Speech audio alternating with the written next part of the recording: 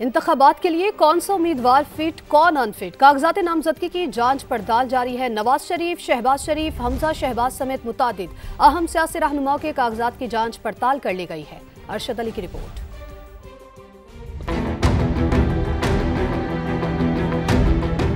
आम इंतखाबात के लिए उम्मीदवारों की स्क्रूटनी। लाहौर से नवाज शरीफ, शहबाज शरीफ, मरियम नवाज, हमजा शहबाज समेत अहम सियासी रहनुमाओं के कागजात की जांच पड़ताल मुकम्मल। हल्का N 130 से नवाज शरीफ के कागजात पर कोई इतराज सामने नहीं आया। बिलाल यासीन ने दावा किया कि नवाज शरीफ चौथी बार वजीर आजम बनेंगे। अल्लाह के फजल से इलेक्शन में 8 फरवरी में मियां नवाज शरीफ साहब इस हल्के से बासानी कामयाब होकर पाकिस्तान की वजारत उज़्मा के चौथी मरतबा अल्लाह के फजल से उम्मीदवार बने। इलेक्शन कमीशन के सूबाई ऑफिस में नून लीग और पीपल्स पार्टी की खवातीन उम्मीदवारों ने मखसूस नशिस्तों पर कागजात की जांच पड़ताल करवाई। इलेक्शन कमीशन की जानब से लिस्ट रोके जाने पर PTI की खवातीन उम्मीदवारों को स्क्रूटनिंग किए बगैर जाना पड़ा। इलेक्शन कमीशन के मुताबिक स्क्रूटनिंग की हतमी फरिस्त 30 दिसंबर को आवेजा की जाएगी। कैमरामैन आसिफ शील के साथ अरशद अली, समा, लाहौर। मुल्क में अहम तरीन इलेक्शन होने जा रहा है। इंतखाबी मैदान में भरपूर तैयारी से उतरेंगे। मुस्लिम लीग नून ही कामयाब होगी। शहबाज शरीफ कहते हैं हमारा सुनहरा दौर वापस आएगा। लाहौर में पार्लिमानी बोर्ड के इजलास के बाद खिताब में मजीद क्या कहा, आपको दिखाते हैं।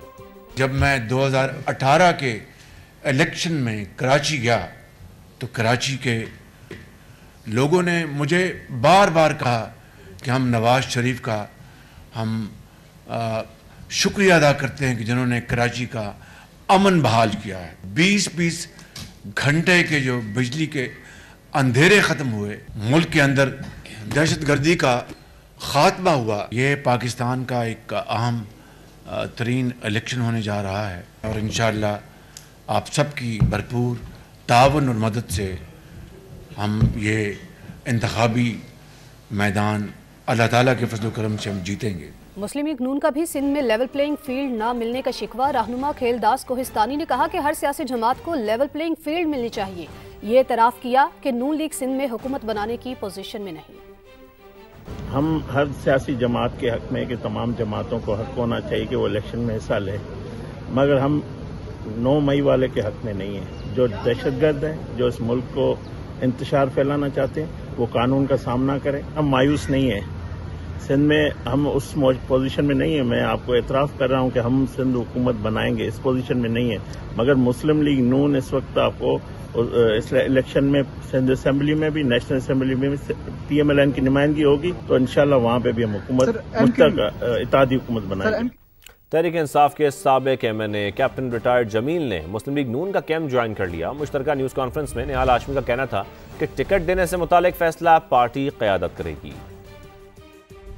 मैं आज बहुत खुशी के साथ पाकिस्तान मुस्लिम लीग नून में शमूलियत इख्तियार करता हूँ। मैं NA 231 मलीर से जो है पाकिस्तान मुस्लिम लीग नून का इंशाल्लाह उम्मीदवार भी हूँ। कैप्टन जमील साहब या मेहरान साहब या कलमती साहब, ये सारे फैसले हमारे पार्लिमानी बोर्ड करेगी। अगर आपने कोई तस्वीर देखनी है कि सिंध में 15 साल में क्या हुआ तो जालिम राज की तस्वीर जिला मलीर है। लियारी से हमारा उम्मीदवार होगा और अगर हिमायत भी करेंगे तो वो भी हमारा उम्मीदवार होगा इंशाअल्लाह ताला।